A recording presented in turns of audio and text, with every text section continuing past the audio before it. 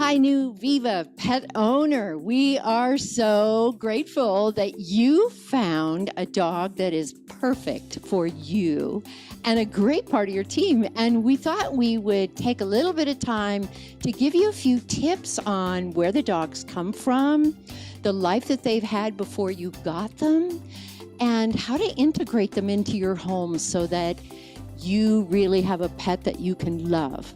And the first thing I want to tell you before we say anything else is that all these dogs are from the heart. They really, really love people, and they've so wanted a person in their life.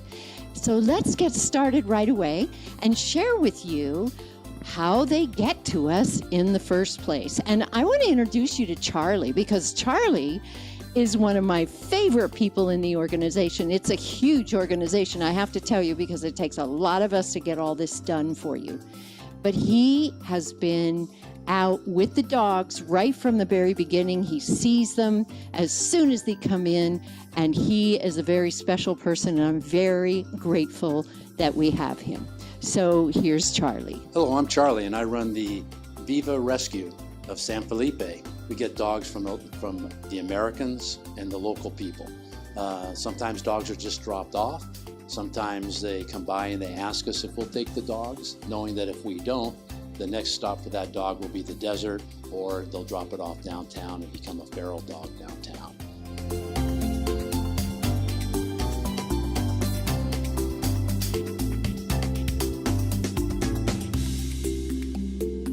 Take puppies in. We get puppies that are dropped off in boxes. The police see a group of puppies, they will pick them up and drop them off at the rescue. And we don't turn down young dogs. It's basically their lucky day when they come see us, because we will take care of them for the rest of their life, and we will try to find them homes. These dogs come in, they're very shy. People have thrown things at them. They've tried to hit them with brooms. They've tried to run over them with cars. But the truth is, they're just kind of a part of our population. And they're the most lovely, sensitive dogs. We call them Baja Blends. And if you're lucky enough to get one, you'll be amazed at how much love they give you. They can actually help you open your heart and make your family come together.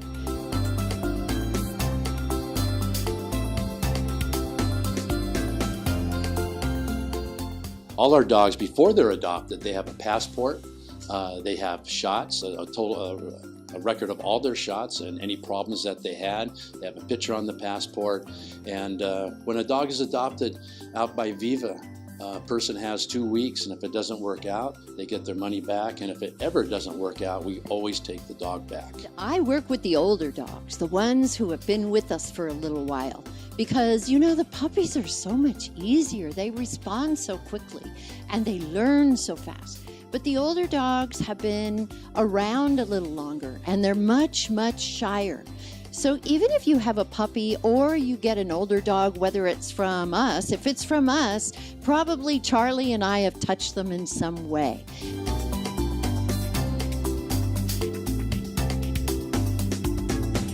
All our dogs are spayed and neutered before they are adopted. What we try to do is stay ahead with our spay and neuter too. We try to stay ahead of the authorities in Mexicali, because sometimes once, sometimes twice a year, they will come down and round up dogs, especially around Easter time. And if they see any dog that doesn't have a collar or anything around his neck, they gather them up, take them to Mexicali, and euthanize them. Viva San Felipe holds spay and neuter clinics every other month in conjunction with the cat rescue. So we have spay and neuter clinics in the area every month, usually for 2 days, and we do anywhere from 60 to 80 animals, dogs and cats. And the purpose of that is to get hold of the population here in San Felipe. So we don't see dogs running on the streets, being hit by cars, and becoming a nuisance and reproducing like crazy.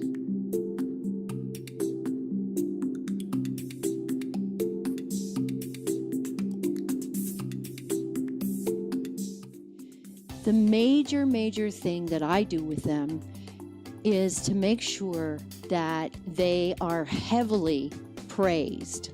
If you try to tell them that they've done something wrong and discipline them harshly, they're going to be upset for 3 days. even my dog that I have here at home, who came from the shelter, she has the same problem. If I try to discipline her and it's difficult and hard on her, she won't be happy for 3 days. She gets very, very upset. And the rest of the dogs in the kennel do as well. And I learned this because I had years of people flying their dogs into me from all over the nation for dog show. And I had the top winning dogs in the nation for 3 years. But I too had to learn that it was all about loving them into what you want them to do. Another thing is that we have to be so careful about when we plunk them down in our home. And I want Charlie to talk to you about that. Out of the VIVA Rescue, we have a training program where we walk the dogs and we train the dogs to sit, not jump, take the treat nicely. All our training is done with love. We don't hit, we don't yell, there's no hard discipline. All the dogs out at the rescue, from the time they come in as puppies to the time they're adopted, or even if they're lifers, every day they get attention, they get treats, and they get a little bit of love. So we have a happy group out there, and that's what we strive to do.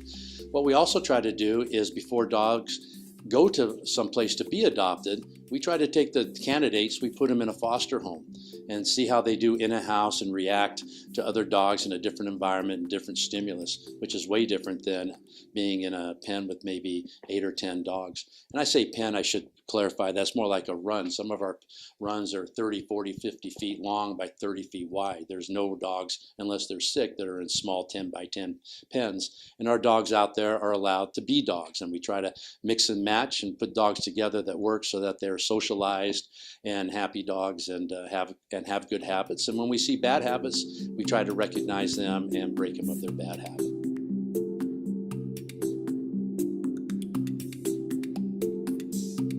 There are certain things you want to do when you bring a new dog in, especially if it's not a puppy and if it's an older dog, even older dog meaning 9, 10 months, a year. You want to bring the dog in, and you don't want to just throw it in with your other dogs. It's very important. And one of the most important things is how you introduce the dog to the family dogs and get them all off to a good start. And so you bring the dog into the house and isolate it a little bit. So let it get used to its environment a little bit. And then when you go outside to introduce it with the other dogs, make sure it's on a leash so that you can have control of the situation. And just be patient and monitor it and see what happens, knowing that everybody's going to be a little nervous, and the house dogs are seeing a new person or new dog come in, and they're going to be a little edgy and a little antsy also.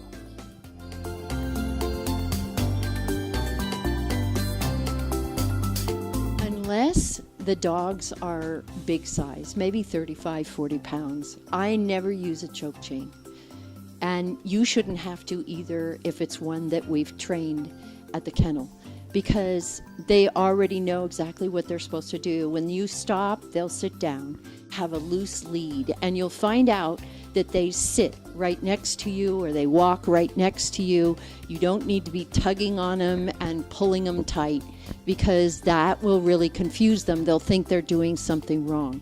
So I'm very conscious when I'm training to make sure that the lead is loose, very loose, so that they have the freedom. If they do something wrong, then you pop them back and say, That's all you have to say is or and then they'll just get back into line. But please don't string them. We call it stringing, when you hold the leash up tight and high. Just drop your hand down and let them move freely beside you. And you'll find that you'll have a really nice walk that way. And yeah, sometimes they get distracted. There's no question about that. But you can always pull them back to you and tell them that little command I just told you. And the other thing is, I don't work with the word heel. They don't really know that. And they're all English-speaking dogs, by the way. I think some might be dual speaking Spanish and English, but for the most part, the ones I work with, I do English so that when you get them, they understand what you're saying.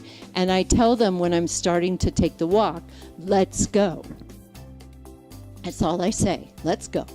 And then they fall into line right with me.